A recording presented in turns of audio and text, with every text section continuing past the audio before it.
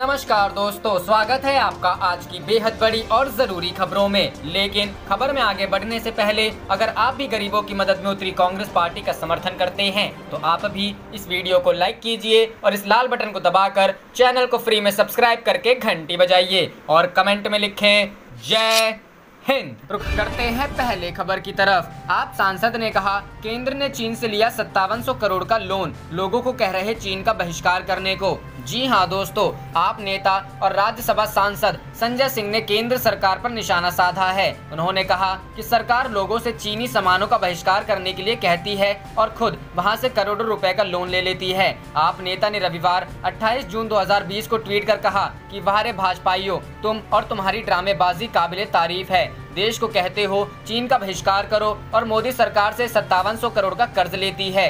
सीमा पर जवान शहीद हो रहे हैं और भाजपा सरकार घुटना टेक योजना के तहत काम कर रही है। बता दें कि वित्त मंत्रालय ने 19 जून को घोषणा की कि भारत सरकार और बीजिंग स्थित बहुपक्षीय वित्तीय संस्था एशियन इंफ्रास्ट्रक्चर इन्वेस्टमेंट बैंक ने भारत को 750 मिलियन अमेरिकी डॉलर कोविड-19 सहायता के लिए एक समझौते पर हस्ताक्षर किए। मंत्रालय ने कहा कि भारत सरकार और एशियन इंफ्रास्ट्रक्चर इन्वेस्टमेंट बैंक ने कोविड-19 महामारी से प्रभावित हुए गरीब और कमजोर की मदद के लिए 750 मिलियन अमेरिकी डॉलर के सहायता कार्यक्रम पर हस्ताक्षर किए। आप नेता ने कहा कि चीन को सबक सिखाने के लिए केंद्र सरकार को चरणबद्ध तरीके से योजना बनाकर चीनी सामान का बहिष्कार करना चाहिए। चीन को आर्थिक रूप से चोट पहुंचाने के लिए चीन से व्यापार बंद होना चाहिए। उन्होंने कहा कि इस समय पूरा देश चाहता है कि सैनिकों की शहादत व्यर्थ नहीं जानी चाहिए। मोदी सरकार चीन को मुंहतोड़ जवाब दें।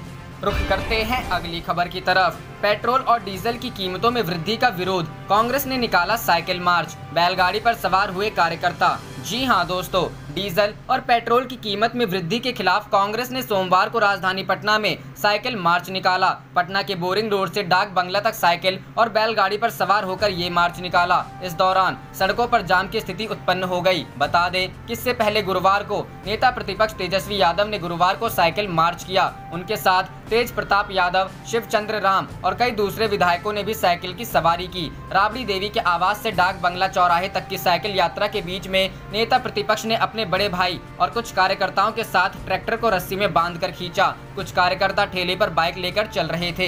लगातार 23वें दिन भी पेट्रोल और डीजल की कीमतें बढ़ी है। ऑयल मार्केटिंग कंपनियों ने सोमवार को भी पेट्रोल डीजल के रेट में बढ़ोतरी की है। रविवार को पेट्रोल डीजल के दाम स्थिर रहे थे। सोमवार को पेट्रोल की कीमत में 5 पैसे और डीजल की कीमत में 13 पैसे की बढ़ोतरी हुई है। अब दिल्ली में 1 लीटर पेट्रोल के लिए आपको 80.43 रुपए और डीजल के लिए 80.53 पैसे चुकाने होंगे। रुख करते हैं अगली खबर की तरफ। कांग्रेस नेता डीके शिव कुमार का आरोप, पीएम केयर्स फंड में कई चीनी कंपनियों ने दान किए करोड़ों, क्या मोदी अब भी लेंगे पैसा? जी हां दोस्तों, पूर्वी लद्दाख में गलवान घाटी में हिंसक झड़प के बाद भारत चीन सीमा विवाद को लेकर सियासत जारी है। भारतीय जनता पार्टी द्वारा राजीव गांधी फाउंडेशन को चीनी दूतावास से मिले दान पर सवाल उठाने के बाद कांग्रेस ने भी पीएम केयर्स फंड को लेकर आरोप लगाए हैं। कांग्रेस नेता डीके शिव कुमार ने प्रधानमंत्री नरेंद्र मोदी पर पीएम केयर्स फंड में चीनी कंपनियों की ओर से किए गए दान को लेकर निशाना साधा है। कांग्रेस नेता डीके शिव कुमार ने ट्वीट किया, विवादास्पद और अपराधर्शी पीएम केयर्स फंड में हुआई टिकटॉक, ओप्पो, श्याओमी जैसी चीनी कंपनियों से करोड़ों का डोनेशन स्वीकार किया गया है। जब चीनी भारत पर हमला कर रहे हैं तो क्या पीएम ऐसे दानों को स्वीकार कर अपनी स्थिति से समझौता नहीं कर रहे? प्रधानमंत्री इस पर क्या जवाब देंगे? रुख करते हैं अगली खबर की तरफ। मुंबई में भीड़ कम करने के लिए उत्तर प्रदेश, बिहार में रोजगार पैदा करें, शिवसेना। जी हां दोस्तों, मुंबई में भीड़ कम करने संबंधी केंद्रीय मंत्री नितिन गडकरी की टिप्पणी पर निशाना साधते हुए शिवसेना ने सोमवार को कहा कि अगर उत्तर प्रदेश और बिहार में पुणे और मुंबई जैसे स्मार्ट शहर बना लिए जाएं तो देश की आर्थिक राजधानी का जनसंख्या घनत्व अपने आप कम हो जाएगा। शिवसेना के मुखपत्र सामना में प्रकाशित एक संपादकीय में दावा किया गया है कि लॉकडाउन के दौरान अपने गृह प्रवेशों को गए करीब 1.50 लाख प्रवासी मजदूर महाराष्ट्र लौट आए हैं क्योंकि उनके पास वहां कोई काम नहीं है। इसमें यह भी दावा किया गया है कि मुंबई देश के राजकोष में महत्वपूर्ण योगदान देता है, लेकिन कोविड-19 के खिलाफ जंग में उसे केंद्र से उचित आर्थिक सहायता नहीं प्राप्त हुई। गडकरी ने कोरोना वायरस के बढ़ते मामलों का संदर्भ देते हुए पिछले महीने कहा था कि मुंबई से भीड़ कम करने की जरूरत है, क्योंकि घनी आबादी वाला यह शहर विनाशकारी परिणामों का सामना कर रहा है। इसके जवाब में शिवसेना ने सोमवार को कहा, अगर आप उत्तर प्रदेश और बिहार में मुंबई और पुणे जैसे स्मार्ट शहर बना लें तो इन दोनों शहर का जनसंख्या घनत्व अपने आप कम हो जाएगा। पहले उन राज्यों में रोजगार पैदा करना होगा। मराठी दैनिक ने कहा कि अगर ये राज्य ज्यादा से ज्यादा अवसंरचनाएं खड़ी करें तो गडकरी की चिंता का अपने आप समाधान हो जाएगा। इसने कहा, करीब 1.50 लाख प्रवासी मजदूर लॉकडाउन के दौरान फिर महाराष्ट्र लौट आए हैं। उनके गृह राज्यों में उनके लिए कोई रोजगार नहीं है। इसका कारण यह है कि उन राज्यों में विकास अब तक नहीं पहुंचा है। उद्धव ठाकरे नीति पार्टी ने कहा, करीब 3 लाख लोग पुणे से गए और अब उन्होंने वापस आना शुरू कर दिया है। इसी कारण मुंबई और पुणे पर बोझ बढ़ रहा है। इसने कहा, यह साफ तौर पर दिखाता है कि कोरोना वायरस के खतरे से ऊपर भूख का खतरा है। लोग जोखिम लेने के लिए तैयार हैं और नौकरी की तलाश में सफर कर रहे हैं। रुख करते हैं अगली खबर की तरफ। शिवसेना ने फिर साधा पीएम नरेंद्र मोदी और गडकरी पर निशाना, मजदूरों की वापसी को बनाया मुद्दा। जी हां दोस्तों, मुंबई में भीड़ कम करने संबंधी केंद्रीय मंत्री नितिन गडकरी की टिप्पणी पर निशाना साधते हुए शिवसेना ने सोमवार को कहा कि अगर उत्तर प्रदेश बिहार में पुणे मुंबई जैसे स्मार्ट शहर बना लिए जाएं तो देश की आर्थिक राजधानी का जनसंख्या घनत्व अपने आप कम हो जाएगा। शिवसेना के मुखपत्र सामना में प्रकाशित एक संपादकीय में दावा किया गया है कि लॉकडाउन के दौरान अपने गृह प्रदेशों को गए करीब 1.50 लाख प्रवासी मजदूर महाराष्ट्र लौट आए हैं, क्योंकि उनके पास वहां कोई काम नहीं है। संपादकीय में यह भी दावा किया गया कि मुंबई देश के राजकोष में महत्वपूर्ण योगदान देता है, लेकिन कोविड-19 के खिलाफ जंग में उसे केंद्र से उचित आर्थिक सहायता नहीं प्राप्त हुई। गडकरी ने कोरोना वायरस के बढ़ते मामलों का संदर्भ देते हुए पिछले महीने कहा था कि मुंबई से भीड़ कम करने की जरूरत है, क्योंकि घनी आबादी वाला यह शहर विनाशकारी परिणामों का सामना कर रहा है। इसके जवाब में शिवसेना ने सोमवार को कहा, अगर आप उत्तर प्रदेश बिहार में मुंबई पुणे जैसे स्मार्ट शहर बना लें तो इन दोनों शहर का जनसंख्या घनत्व अपने आप कम हो जाएगा। पहले उन राज्यों में रोजगार पैदा करना होगा। रुख करते हैं अगली खबर की तरफ। तस्वीरों में देखें किस तरह बारिश से नारकीय हुई उत्तर बिहार के शहरों की स्थिति। जी हां दोस्तों, उत्तर बिहार के जिलों में शनिवार शाम से रविवार तक हुई बारिश से शहरों की हालत नारकीय हो गई। नगर निकायों की महीनों से साफ सफाई और नाला उहाड़ी की पोल भी बारिश ने खोल कर रख दी। कई शहरों में तो लोगों के घर और परिसर तक बारिश के पानी से जलमग्न हो गए। पेश है विभिन्न जिलों की पड़ताल करती तस्वीर। मधुबनी शहर में आदर्श नगर जाने वाली कॉलोनी में बारिश के बाद रविवार को लगा जल जमाव। यहाँ जल निकासी की व्यवस्था नहीं होने से लोगों का घर से निकलना मुश्किल हो गया है। मधुबनी शहर के स्टेशन के निकट स्थित विनोदानंद झा कॉलोनी में रविवार को हुई बारिश का पानी कई घरों में प्रवेश कर गया। रविवार को बारिश के बाद बेतिया नगर के पावर हाउस चौक से सोआ बाबू चौक जाने वाली सड़क में जल जमाव के बीच से गुजरते महिला व पुरुष। शहर में बारिश के बाद जगह जगह जल जमाव की स्थिति है। बारिश के कारण मोतिहारी शहर के जानपुर स्थित बाजार समिति परिसर में हुआ जल जमाव। व्यावसायिक मंडी होने के कारण यहां प्रतिदिन माल वाहक वाहनों व लोगों का आना जाना लगा रहता है। बारिश के कारण मोतिहारी शहर के जानपुर से बाजार समिति जाने वाली सड़क पूरी तरह जलमग्न हो गई। इससे आवागमन में लोगों को हो रही है भारी परेशानी। सीतामढ़ी शहर के जानकी स्थान मंदिर परिसर में बारिश के बाद लगा जल जमाव। इससे यहां आने वाले श्रद्धालुओं को काफी परेशानी हुई।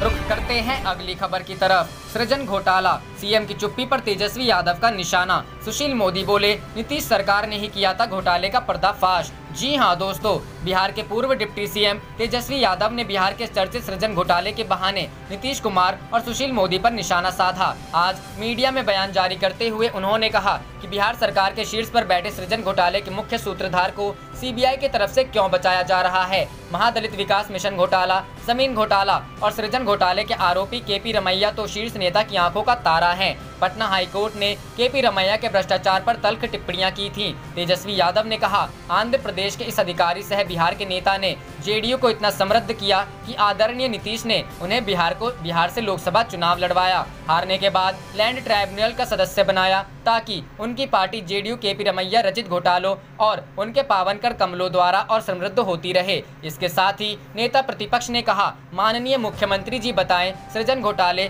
SC/ST छात्रवृत्ति और जमीन घोटाले के आरोपी IAS और नेताओं और उनका प्रेम संरक्षण प्राप्त क्यों है। ऐसा क्या योग्यता है कि आप उन्हें चुनाव लड़वाते हैं और हारने पर और घोटाला करने के लिए प्रोत्साहित और पुरस्कृत करते हैं। सृजन घोटाले में सरकारी खजाने से 3300 करोड़ की लूट का दोषी कौन है। 2008 की CAG रिपोर्ट के बावजूद क्यों सीएम के संरक्षण में लगातार 10 वर्ष का यह घोटाला चलता रहा। 46 लाख के कथित चारा घोटाले पर हाय तौबा करने वाले 3300 करोड़ की लूट पर चुप क्यों हैं? क्या सीएम की चुप्पी घोटाले का प्रमाण नहीं? वहीं सुशील मोदी ने तेजस्वी के आरोपों को खारिज कर दिया, उल्टे तेजस्वी को ही घेरने लगे। उन्होंने कहा, एनडीए सरकार भ्रष्टाचार पर जीरो टॉलरेंस की नीति का पालन करती है, इसलिए किसी भी घोटाले का पता चलते ही सक्षम एजेंसियों से जांच कराने की सिफारिश की गई। सृजन घोटाले में स्वयं मुख्यमंत्री ने सीबीआई जांच की सिफारिश की और यह जांच तार्किक परिणति की ओर बढ़ रही है। जिन 60 लोगों पर आरोप पत्र दाखिल हुआ है, उनमें किसी को ना तो जाति, धर्म, पद या राजनीतिक झुकाव के आधार पर बचाने की कोशिश नहीं की गई, न किसी को फंसाया गया। सुशील मोदी ने कहा, यह विडंबना ही है कि जिस दल के स्थायी राष्ट्रीय अध्यक्ष 1000 करोड़ के चारा घोटाले के 4 मामलों में दोष सिद्ध अपराधी हैं, वही दल घोटालों की जांच पर सबसे ज्यादा छाती पीट रहा है। सभी घोटालों, अनियमितताओं की जांच एक पारदर्शी न्यायिक प्रक्रिया के तहत चल रही है और प्रमाण के आधार पर आरोपियों के खिलाफ शिकंजा भी कसा जा रहा है। रुख करते हैं अगली खबर की तरफ। बाबा रामदेव से पंगा बीजेपी को बिहार चुनाव में दे सकता है बड़ा झटका। जी हां दोस्तों, बिहार विधानसभा चुनाव की तैयारी को लेकर सत्ता पक्ष हो या विपक्ष, सभी ने अपनी तैयारी शुरू कर दी है। सभी पार्टियां अपने संगठन को मजबूती प्रदान करने के लिए आम से लेकर खास लोगों को जोड़ने का काम भी कर रही है। ऐसे में बाबा रामदेव की कोरोना की दवा कोरोनिल को लेकर सरकार से चल रहा विवाद चुनाव में एक नया गुल खिला सकता है। योग में लोकप्रियता और स्वदेशी की भावना को बढ़ाने के लिए बाबा ने 16 साल पहले पतंजलि आयुर्वेद नामक कंपनी खड़ी की। इस कंपनी का कारोबार बढ़कर अब 9,500 करोड़ का हो गया है। देश भर में इसके 5000 से अधिक रिटेल स्टोर्स हैं।